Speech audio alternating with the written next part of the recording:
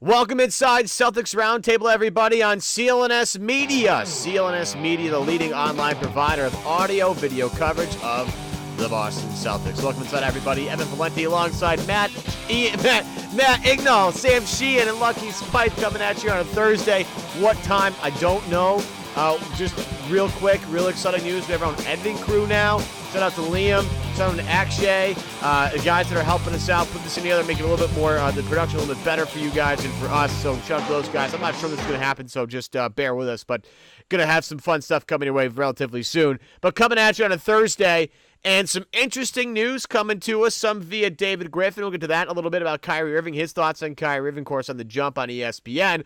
But we first start with everybody's favorite son, it seems like, Jaylen Brown, who went over, played for the world team in the Africa game over in Africa, was the leading scorer, I think, for Team World. I think he had 15 points in that game. In a game there's no defense. But I would say, for me, the most important stuff that Jaylen's doing right now is stuff off the floor. Like, you can talk about, Sam, you can talk about all this stuff when it comes to him on the floor. Like, the dunk at the end was impressive. You know, the layup, where he drove the lane, got fouled, then threw it up over his shoulder, like, with a prayer, and it went in. Like, that's cool stuff. But I think, finding his way in the NBA community, like making friends off the floor, like that's good stuff. Like getting his name out there in these big NBA events, like that's more important to me than the actual game itself. Am I wrong here?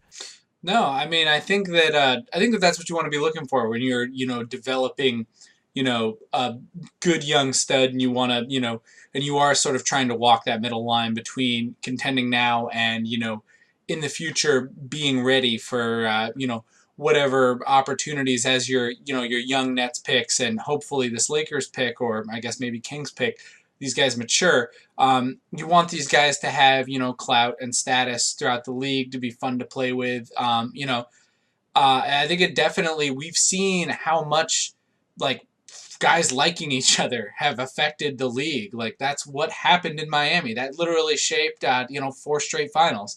And just that was 4 straight Eastern Conference titles right there, just because dudes liked each other and had fun playing together on an international stage. So, will it pan out that way? I mean, I don't know, but we saw Jaylen, sort of start that when Summer League was going on. He had that party for rookies, and we're sort of seeing him become social and sort of step out and sort of establish himself as sort of a leader and just a guy who you can approach as a young player, as a guy who will be in that leadership role and will sort of help you out and take you under your wing. So, while nothing may come of it, it's definitely something you would like to see from your young guys. And I'm really happy to see Jaylen doing that. Also, Lucky, you can talk about this. He's cool as hell. He's the coolest guy in the world, dude. Dude, he's just like chilling in Dubai. Like he literally is like a rap song personified, and it's the best thing. Yeah. And he's just that pic of him in Dubai is like a rap album cover photo. Yeah, so that was his comment. That was like, he's like, yeah, is this my next album cover? Maybe. He makes beats, so probably gonna happen. I think Jared Weiss, shout out, who was on this show, actually replied to him on Twitter, and he got back to him about him being on Migos album cover. Migos. yeah. It's like, when you gonna be with Migos? And he's like, face slam. See, that's all good stuff. I don't know. I mean, I think as far as the international competition, I could, sort of take or leave it at this point. But I think it's really cool to, see him, do a lot of that stuff. Well, the MJ move. Yeah, by the way, that like push dribble, how fast he moved, gathering that ball. I mean, it was just ridiculous. I continually marvel at his first step, but relating to the things that he's been doing, as Sheehan pointed out with, the under 21 party, and just being more social. Like I think that was one of the main reasons why the Celtics drafted him, and they even apparently had him above Brandon Ingram on their big board. So I think that his personality was just a major selling point, and it's becoming more and more apparent to Celtics fans why that is. Well, Remember when people that draft thing came out that he was like too smart for the NBA and he just, he comes off a little You remember that came out? That was a real thing. People came out with he's too smart. Maybe he's too smart for his own good because he questions things. No, seriously, there was just a concern among some GMs. He came in with, he doesn't have an agent. Like Isaiah Thomas, I think, is the guy that really gives him some guidance. But he has, no agent. Not a lot of guys do that. He's obviously pretty inquisitive. He took, graduate level courses at Cal, which is cool for a freshman. That's pretty great. I'll give you props for that. He's big into chess. He's big into like studying other languages, which is cool. Just that perception of he's too smart to like, no, this is ridiculous. The things that he's been doing, like I agree with Sam 100% on this. He's clearly becoming a guy that everybody kind of likes being around. Like that party was a great idea, and it gives a lot of people that don't know him a chance to meet him. Like guys that he only knows really on the floor, or guys in the rookie class that he hasn't met yet, a chance to kind of get to know him and get to know each other. Like that's great stuff. And sometimes when three guys want to team up and run the NBA, like that's going to only pin into the Celtics' favor with a guy like Jaylen Brown. I can't believe how easily this guy kind of gets it. Like I always talk about in terms of dominating the media, getting it. Like Marcus Smart got it as soon as he got drafted by the Celtics. He knew exactly what to say, when to say it, and can kind of carry that Celtic pride thing. Like James Young didn't really have that. I feel like Jaylen Brown from the jump has kind of been a Celtics guy. He carries himself well in interviews, is an intelligent guy, clearly works well with Brad Stevens, but in terms of nailing all the off the court stuff, Jaylen has been just so much fun to watch. And like he does all these commercials, it's just great to watch a 21-year-old figure all this stuff out kind of on the fly. Yeah, and I mean, I want to put a little sour with all the sweet we're laying on Jaylen right now. Right. At the end, I do want to like kind of pump the brakes. Some of that stuff, it obviously will not. I'm not saying that he will definitely, be at the center of some sort of, Miami super team exodus like years and years from now with like if Ingram pans out, him leaving LA to come here or something like that. But I'm more and I think that something else we do need to bear in mind is, Jaylen was at the bottom of the team in plus minus last year. And I think that that's not without merit. This is where the eye test and actually watching games kind of comes in. Because I think if you watch the games, yes, Jaylen would have defensive lapses. He would play bad. The team would get outscored while he was out there. But, you saw the flashes. You saw where this is going. You saw how he can develop. You saw how this stuff is going to go on. But, he still does need to make that production leap coming into, his second year.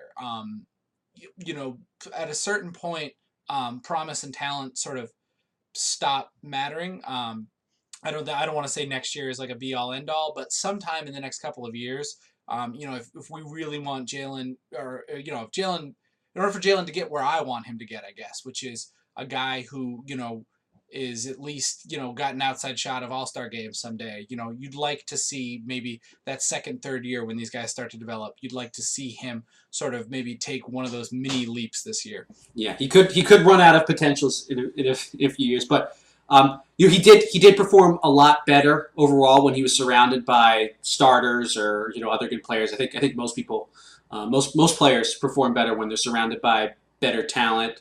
And played Avery Bradley actually. Floor stat wise, I'm just putting that out there. Fair enough. Yeah, it's too soon, man.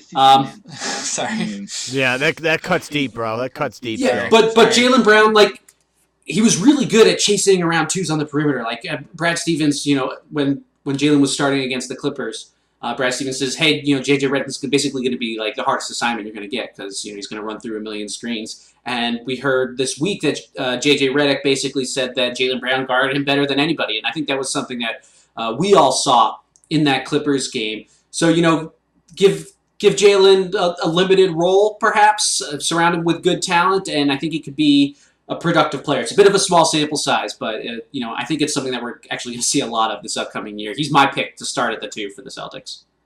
I agree. As far as I'm concerned, I already wrote in July 3rd, 2020, All-Star Jaylen Brown recruits Karl Anthony Towns to the Celtics. Full stop. That's it. That's how lock That's it in. it. Oh, that's the Lock ice cold it up. lock. Yeah, that's a I vault. got the reminders on it, dude. It's all set Yeah, up. get the bots at Reddit to kind of lock you in there. Yeah, that's good. Get the remind me bot in there. The one thing about Jaylen that I like, and the one thing that I know, you break down plus minus numbers, and Sheen did a good job of mentioning that he's not really a great plus minus guy. But the one thing about Jaylen is that you see step by step improvement, as the season goes on. Like he got out there and looked lost, at the beginning part of the season. Then all of a sudden he starts to find his way. And by the way, now he's shooting 45% from the corner 3 spot. Oh, that's a nice. Now he's finishing a little bit easier. Oh, that free throw percentage is starting to kind of creep up a little bit. Oh, now he's getting more comfortable defensively. So as he got more experience, and again, I think that came with playing with better players. I think that did help.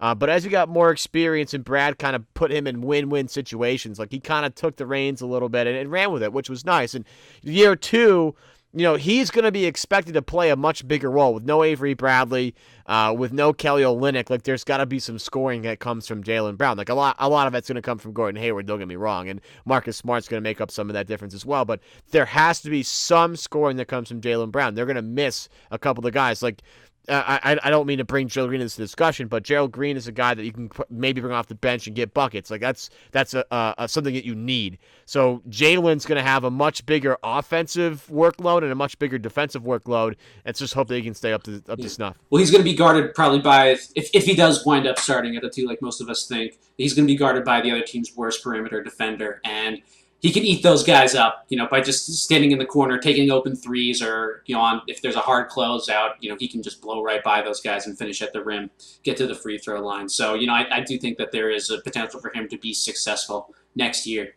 In terms of Jaylen Brown, like reaching his ceiling, getting better, there's a company that doesn't need to get any better. They're already the leading provider of premium digital spoken audio information. And that's Audible. And this show is brought to you today by Audible. Audible content includes an unmatched selection of audiobooks, original audio shows, news, comedy, and more from leading audiobook publishers, broadcasters, entertainers, magazine and newspaper publishers, and business information providers. Simply download and listen to on iOS devices, Android, Amazon Fire tablets, Windows phones, anything really. You can listen to audio. It's an awesome service. Audible is different because of their collection of exclusive original short stories and comedy, plus the best of news, podcast, and more. Handpicked and continually refreshed. You can share a book from your library with anybody, too. It comes with speed control, and it's a great way to get content on the go. And Audible's now offering our loyal listeners a free audiobook with a 30-day trial membership. Just go to audible.com/CelticsBeat and browse the unmatched selection of audio programs. Again, download Audible right now for free. Start listening. Okay, you download it and go to audible.com/CelticsBeat to get that 30-day free trial. And just to let you know, little heads up on what's happening here. We're going to have an Audible book club. We're trying to figure out what book that's going to be. Join us and read that book. It's going to be awesome. Or listen to that book. It's going to be absolutely excellent. But as we get back to the roundtable here, of course, the story that won't die, won't go away. People are still talking about it. And David Griffin brought it up on The Jump on ESPN, says that the Celtics are on Kyrie's list of preferred trade destinations. And apparently the price is coming down a little bit more every single day that this kind of lingers on, and not a whole time, but a little bit more. But guys, here we are back again with the Kyrie, should the Celtics acquire Kyrie situation. And again, we all think this is unlikely, no? Yes, unlikely. But I do think it makes sense that, he would want to come play for Boston. Players all around the league praise Stevens to death. And not only that, the Celtics are going to have a good team for a while. I mean, he might want his own team to run and maybe be, the number one option on that team. But he certainly wants good young players around him. And the Celtics have that. So, hey, Celtics are a destination. Yeah, I mean, the Brad Stevens juvenation machine is real. We've seen countless players come in and have, like, some of their best seasons under, Brad Stevens. Evan Turner, Jordan Crawford. You could probably make a case for Gerald Green, Jonas Jerebko. All of these are all role player guys, but at the same time, we've also seen guys like Isaiah Thomas sort of go from one level to the next. once they've like discovered a way to, once Brad has figured out the best way for them to be used. So, and I think, even though his numbers, weren't maybe what a casual fan might have expected, Al Horford quietly, very, very nice season last year. Solid. So great playoffs. I think that I just think that it makes sense that Isaiah Thomas, that Celtics are on Kyrie Irving's short list, and I think it's great for the Celtics. That they are they've sort of vaunted themselves into this place where they are competitive enough and yet have the assets to be a place where players are looking if they want to sort of take that next step towards accumulating wins, being in championships, while also not having to do the LeBron thing and skip town and leave a smoking pile of ruin in their in their wake when they leave. They can sort of see the Celtics as a place to dig in long term. That said, I just really do not see the mechanics where it makes sense for the Cavs to trade him to their biggest rival in the East. And on top of that, I think that even with the hip, you're probably not gonna get a fair deal in exchange for that. Isaiah Thomas is a very similar player, obviously a much older player, and I guess people could make the argument that Kyrie Irving is better. I think Isaiah Thomas's stats as a distributor are wildly underrated. And, I guess you will have to pay Isaiah Thomas. But the long and short of it is that I really still don't see a deal where this gets done. I think more than the takeaway news-wise is exactly what Matt said, that, the Celtics are in these conversations when these franchise, top all-star type guys are trying to leave town. So we'd all be surprised if the Celtics traded for Kyrie Irving. Would anybody be shocked? I'd be pretty shocked. Okay. All right. Okay. I mean, I guess it would depend on the package. Like if there was a heist involved, like where the Celtics literally just had to send out like Isaiah Thomas and like filler or something. I don't know. Even then, like I don't know. I would be surprised, but it's I just would be surprised. It just doesn't seem like something the Celtics would do. Just think about where the Celtics were a couple of years ago, too, when you factor in, like, oh, this free agents don't want to go to Boston. It's a really terrible place to play or whatever. Like, that was the mantra, right? That Boston couldn't attract marquee free agents. All of a sudden, Stevens comes into the fold. They get Isaiah Thomas in a trade with Phoenix. All of a sudden, they're a playoff team. Now, Al Horford comes into discussion. Boston gets a lot better. They go to the Eastern Conference Finals. They get Gordon Hayward. Now it's like, oh, yeah, now that they're rocked and loaded with draft picks, young players, controllable contracts, and they're successful. Now it's a really great place to play. Like this goes back to the adage of if you're any good, players will want to go there. Like players flocked to Golden State and flocked to Boston back when they had Pierce and KG and Ray Allen, because like they're going to compete for titles. Like people would go to LA for a couple of reasons, but one of the biggest reasons why back in the early 2010, 2009, 2008, like people went there because they were contending for a title all the time because of Kobe Bryant. So this is the old adage of winning brings the right attention, and Boston, because they're successful, they've built. Again, it's all just credit to Danny Ainge, who has done a great job of building this team from the ruins of the KG Paul Pierce trade up until now. That's going to do it for this episode of Celtics Roundtable on CLNS Media. Give us a follow if you can on any way possible. We'll take it any way we can get. Hit the like button on this particular episode if you're watching us on YouTube. And subscribe to CLNS Media if you're watching us. If you listen to us on the app or on the go or whatever, make sure you subscribe to the Boston Celtics news feed, available on your favorite podcast app, iTunes or Stitcher. You can download the CLNS Radio mobile app, which has more than just us, including Bob Ryan's podcast. That's on there. Follow us on Twitter at CLNS Roundtable. Give us a follow there. We'll follow you, give you some fun leave comments and stuff. And we're now on Celtics Blog. So if you missed us like day up or something, go on Celtics Blog. You'll see our stuff there. Give us a 5-star reviews on iTunes. And we'll be back tomorrow with more great content. Danny Ainge on Dan Patrick's show. Had a lot of fun stuff to say. We'll tackle that and more next time on Celtics Roundtable on CLNS Media.